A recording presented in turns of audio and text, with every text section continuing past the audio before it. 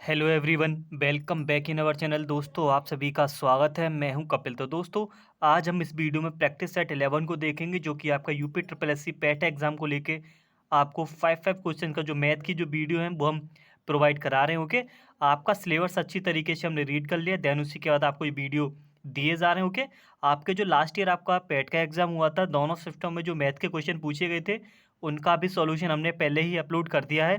तो आप हमारी प्लेलिस्ट में जाकर उसको चेक कर सकते हो।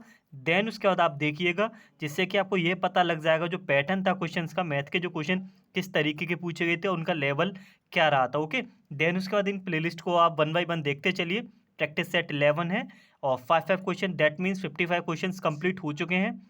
अराउंडिंग मैंने हर एक टॉपिक से 1 बाय 1 क्वेश्चन लिया है हर एक वीडियो में। कोशिश मेरी यही है कि आपका कोई भी टॉपिक ना रहे। ओके, और मोस्टली जो लास्ट ईयर आपके पूछे गए थे उस बेस पे तो हम क्वेश्चन आपको दे ही रहे हैं। तो चलिए शुरू करते हैं अपना सेशन। तो उससे पहले अगर आप चैनल पर नहीं हो तो प्लीज़ चैनल को सब्सक्राइब कर लीजिए। अगर आपको वीडियो पसंद आए तो प्लीज़ लाइक शेयर जरूर करिएगा। ओके, तो पहला क्वेश्चन दोस्तों आपका हमने लिया है इसका रूट, यानी कि वर्गमूल से लिया है। ओके, जैसा कि अगर आप लोगों ने लास्ट ईयर का एग्जाम देखा है तो आपको पता लग ही गया होगा। लास्ट ईयर जो आपके पैट के एग्जाम में 2 क्वेश्चन दोनों शिफ्टों में आपके रूट से पूछे गए थे, तो उसी सीरीज में आज हम क्वेश्चन नंबर फर्स्ट को देखेंगे। पहला क्वेश्चन दोस्तों आपका square root 1561 plus square root 154 plus under root 225 का आपको मान बताना है, और आपके 4 ऑप्शन यहाँ पे आपको दिखाई दे रहे होंगे। तो करना क्या होता है, ऐसे क्वेश्चन को जब हम सॉल्व करते हैं तो सबसे पहले स्क्वायर रूट्स वाली सीरीज जो होती है उसको हम लास्ट से शुरू करते हैं। तो जो 225 है आपका किसका स्क्वायर रूट होता है, मैंने आपको ऑलरेडी पहले और वीडियोज़ में मैंने आपको मेंशन किया हुआ है कि आप 20 और 30 तक आप अपने स्क्वायर रूट और 20 तक आपने क्यूब करके याद जाइएगा, जिससे कि क्या हो, वहाँ पे कैलकुलेशन करने में हमारा टाइम वेस्ट ना हो। तो डायरेक्टली हम इसे लिख देंगे 15। तो जो हमारा 225 होता है वो आपका 15 का होता है। तो ना जो हमारी जो इक्वेशन रहेगी दोस्तों, इक्वेशन जो रहेगी दोस्तों हमारी रहेगी 15612 प्लस अंडर रूट 154 प्लस, अब मैं क्या करूँगा 225 के प्लेस पे यहाँ पे 15 पुट कर दूंगा, बिकॉज ये हमारा 15 का होता है। नाउ फिर आगे आपको फिर से आगे कैलकुलेशन करना है, तो आप लिखोगे 15612 प्लस अंडर रूट 169। ओके, अब आपको पता लग ही गया होगा जो 169 होता है वो हमारा 13 का होता है। नाउ वी विल राइट, तो हमें आगे जो मिलेगा हम लिखेंगे अब 15612 प्लस का 13। ओके, बिकॉज जो हमारा 169 जो होता है वो 13 का स्क्वायर होता है। तो नाउ यू विल गेट, तो आपको मिलेगा यहाँ से 15625। ओके, 15625। तो जो आपका जो परफेक्ट स्क्वायर होता है ये आपका होता है दोस्तों 125 का। तो जो स्क्वायर रूट आपका होता है वो आपका होता है 125 का होता है फ्रेंड्स। तो आपका जो ऑप्शन है दोस्तों यहाँ पे जो करेक्ट हो जाएगा option number D. I hope आपको समझ आ गया होगा। अगर इस तरीके का क्वेश्चन पूछा जाएगा तो आपको ये मेथड अप्लाई करना है, ऐसे क्वेश्चन को हम लास्ट वाले स्क्वायर रूट से सॉल्व करते हैं। ओके, तो चलिए क्वेश्चन नंबर 2 की तरफ हम बढ़ते हैं। ओके, क्वेश्चन नंबर 2 आपका हमने एवरेज से लिया है, और जैसा कि मैंने बोला था अगर आप लोगों ने लास्ट वाल ईयर जो एग्ज़ाम हुआ अगर आपने देख लिया है, एनालिसिस किया होगा, थोड़ा बहुत भी याद हो, तो आपने देखा होगा दोनों शिफ्ट में आपसे एवरेज के क्वेश्चन पूछे गए थे। मेरी कोशिश यही है दोस्तों हर एक सेट में डिफरेंट डिफरेंट टाइप्स के आपके एवरेज के क्वेश्चन दिए जाएँ। तो उसी सीरीज़ में क्वेश्चन नंबर 11 यानी कि सेट 11 है। तो ये 11 क्वेश्चंस को 11 जो क्वेश्चन है वो हम सॉल्व कर रहे हैं। तो क्वेश्चन दोस्तों आपका है 10 और 40 के बीच सभी अभाज्य संख्याओं का औसत आपको बताना है। ओके, आपको चारों ऑप्शन यहाँ पे आपको दिखाई दे रहे होंगे। तो फिर हम आगे लिखेंगे, क्वेश्चन में क्या था, 10 और 40 के बीच अभाज्य संख्या। अभाज्य संख्या क्या होती हैं, वो नंबर जो सिर्फ खुद से ही कट होते हैं, किसी और नंबर से कट ना हो। यानी कि 10 और 40 के बीच आपकी अभाज्य संख्या कौन कौन सी होंगी, 11 होगा आपका एक। ओके, एक आपका होगा 13, फिर आपका होगा 17। ओके, फिर आपका एक होगा 19, देन उसके बाद आपका 23, एंड फिर आपका 29 हो गया, एंड 31, फिर 31 के बाद आपका हो जाएगा 37। ओके, हमें ओनली 40 तक लेनी है, तो 40 तक जो हमारे प्राइम नंबर्स हैं वही हमारे सिर्फ यही हैं। ओके, प्राइम नंबर यानी कि अभाज्य संख्या है वो संख्या जो सिर्फ खुद से ही कट होती है, जैसा कि आपका 11 11 से ही कट होगा, 13 13 से कट होगा। इन सभी का आपको एवरेज बताना है, यानी कि औसत बताना है।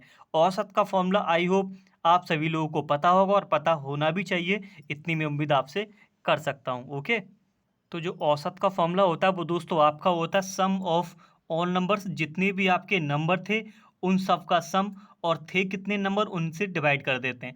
जैसे कि 1 2 3 4 5 6 7 8 नंबर कितने थे हमारे, 8 प्राइम नंबर है, उन सब का सम आपको ऊपर लिखना होता है। जब आप इन सबको ऐड करोगे तो आपको मिलेगा फ्रेंड्स 180 अपॉन 8। देन इसके बाद आप डिवाइड करोगे तो यू विल गेट 22.5, यानी कि जो आपका करेक्ट ऑप्शन होगा दोस्तों यहाँ पे ऑप्शन नंबर ए हो जाएगा।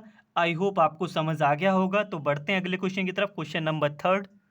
तो क्वेश्चन नंबर थर्ड आपका मैंने ये टाइम से लिया हुआ है। तो क्वेश्चन आपका दोस्तों ये है कि 1 सेकंड 1 घंटे का कितना दशमलव होता है। ओके, ये मैंने क्वेश्चन, मेरी कोशिश यही है कि हर एक टाइप्स का आपको क्वेश्चन किया जाए। ओके, हो सकता है पता नहीं एग्जाम में कैसे क्वेश्चन पूछ ले जाएं। तो अब तक जितने भी वीडियो हमने आपको प्रोवाइड कराई हैं, सिंपल से लेके हार्ड हर तरीके के क्वेश्चन हमने आपको दिए हैं। तो आप प्लीज़ जाके देखिए, काफ़ी हेल्पफुल रहेगा ये सीरीज़। ओके, तो ना क्वेश्चन पे चलते हैं। क्वेश्चन था 1 सेकंड 1 घंटे का कितना दशमलव होता है।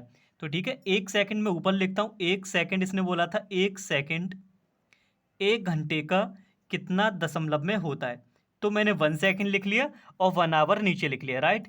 अब देखो, जब भी हम डिवाइड करते हैं या फिर रेशियो को सॉल्व करते हैं, कंडीशन क्या होती है हमारी, जो यूनिट है वो सेम होनी चाहिए। तो 1 आवर्स को भी हम सेकंड में चेंज करेंगे, यानी कि 3600 सेकंड लिखेंगे। सेकंड से आपका सेकंड कट हो जाएगा। जब आप इसका डिवाइड करोगे तो you will get 0.0027। Okay, I hope काफ़ी सिंपल सा क्वेश्चन था, थोड़ी सी इसकी वर्ड प्रॉब्लम थी, वो समझाने के लिए मैंने क्वेश्चन लिया है। अगर इस तरीके का क्वेश्चन पूछा जाएगा तो आपको ऐसे सॉल्व करना है। ओके, तो इसका जो करेक्ट ऑप्शन दोस्तों ऑप्शन नंबर सी।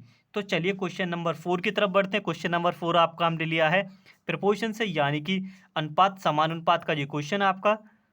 तो क्वेश्चन में आपसे बोला गया दोस्तों 0.12 0.21 8 का चतुर्थ अनुपाती क्या होगा। ओके, ये आपसे पूछा गया, यानी कि आपसे फोर्थ प्रपोर्शन आपसे पूछा गया है। तो देखो, सिंपल सी एक बात है, मैं आपको बता देता हूँ, आई होप आप सभी लोग को पता होगा। अगर नहीं पता है तो आप समझ लीजिए। अगर मान लो कोई भी 4 नंबर आपके समानुपाती है, यानी कि प्रपोर्शंस में, तो आप लिखोगे ABC। ओके, प्रपोर्शन का साइन और सी रेशियो डी। ओके, इसका मीन्स क्या होता है, जब हम 4 नंबरों को समानुपात यानी कि प्रपोर्शंस में जब हम लिखते हैं तो रूल आपका होता है मिडिल का मिडिल में और पहले वाले लास्ट के साथ मल्टीप्लाई होता है और इक्वल में लिख लेते हैं, यानी कि हम बोल सकते हैं AD = BC। तो ये आपका बेसिक सा रूल है, ये आपको पता होना चाहिए, राइट। नाउ अब क्वेश्चन में फोर्थ आपसे पूछा गया है, फोर्थ टर्म इसमें गिवन नहीं है, तो आप सपोज कर लोगे वो आपका x होगा। तो now you will write 0.12 ratio 0.21। Okay, proportion के साइन के लिए डबल अनुपात लगाते हैं। ओके, फिर आपको लिखना 8, फिर रेशियो x। हमने चतुर्थ अनुपाती को मान लिया x। सेम यही जो अभी आपने पैटर्न अभी समझा था, जो बताया था मैंने, मिडिल का मिडिल में करते हैं और लास्ट वाला पहले के साथ मल्टीप्लाई। तो आप क्या लिखोगे 0.12 मल्टीप्लाई x = 0.21 मल्टीप्लाई 8। ओके ना, अब यहाँ से आपकी सिंपल सी कैलकुलेशन रह गई है, वो आपको कर लेनी है। तो आपका बनेगा x = 0.21 multiply 8 and divided by 0.12। Same place पे डेसिमल है तो आपका डेसिमल यहाँ पे कैंसिल हो जाएगा। अब कट कर लीजिए 4 से 2 टाइम और 4 से आपका 3 टाइम कट हो गया, राइट। एंड 3 से भी आपका 21 आपका कट हो गया 7 टाइम। तो जो रिमेनिंग पार्ट है आपका रह गया 7 मल्टीप्लाई 2, यानी कि जो आपका करेक्ट ऑप्शन होगा दोस्तों वो यहाँ पे हो जाएगा 14। ओके, मैं समझा रहा हूँ इसलिए इतना टाइम लग रहा है, ठीक है। आपको इतना वहाँ लिखना थोड़ी ना है, वहाँ तो सिर्फ जल्दी से कैलकुलेशन करेंगे और टिक कर देंगे। ओके ना, तो चलिए बढ़ते हैं अगले क्वेश्चन की तरफ, क्वेश्चन नंबर 5। तो क्वेश्चन नंबर 5 दोस्तों मैंने लिया है प्रॉफिट एंड लॉस से।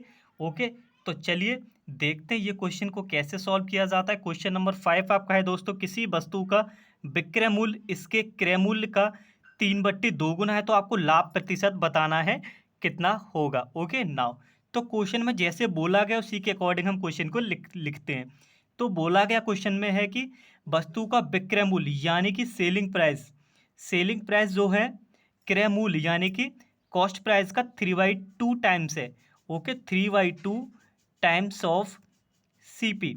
जो आपका विक्रय मूल्य है वो 3/2 गुना है किसका, क्रय मूल्य का ना। अब आपको यहाँ से क्या करना है, सीपी का इधर डिवाइड करना है, जिससे कि हम आसानी से कंपैरिजन कर लें। S P upon C P is equal to 3/2। Okay, this is very simple. I hope यहाँ तक आपको समझ आ गया होगा नाउ। ओके, अब आपको कंपैरिजन कर लेना है। जो आपका एस पी है वो यहाँ पे आपका 3 हो गया और कॉस्ट प्राइस है आपका 2 हो गया। ओके ना, अब देखो इन दोनों का जो डिफरेंस है वो कितना आ रहा है, 1 आ रहा है। एस पी आपका कितना है, 3 है, और सी पी कितना है आपका 2 है। यानी कि अगर उसने 2 में खरीदा है और 3 में सेल किया तो दैट मीन्स आपका प्रॉफिट कितने का हो गया, 1 का हो गया। प्रॉफिट कितने का हो गया, 1 का हो गया। आपसे पूछा है लाभ प्रतिशत, तो प्रॉफिट परसेंट का जो फॉर्मूला होता है दोस्तों, आई होप सभी लोगों को पता होगा और पता होना भी चाहिए। Profit percent is equal to होता है profit upon C P multiply 100। चाहे आपका प्रॉफिट परसेंट आप निकालो, चाहे आप इसका लॉस परसेंट निकालो, दोनों केसेस में आपका सी पी अपॉन में रहता है, राइट। ओके ना, प्रॉफिट आपका हुआ है 1 का, और आपका जो कॉस्ट प्राइस है वो कितना निकला है यहाँ से 2, एंड मल्टीप्लाई बाय 100। 2 से आप इजीली इसको कट कर सकते हो, 50 आएगा। यानी कि हम बोल सकते हैं 50% का उसको यहाँ पे प्रॉफिट हो रहा है। तो आपका जो करेक्ट ऑप्शन है तो ऑप्शन नंबर ए आपका करेक्ट हो जाएगा। ओके, उम्मीद है आपको सारे क्वेश्चन आपको अच्छी तरीके से समझ आ गए होंगे।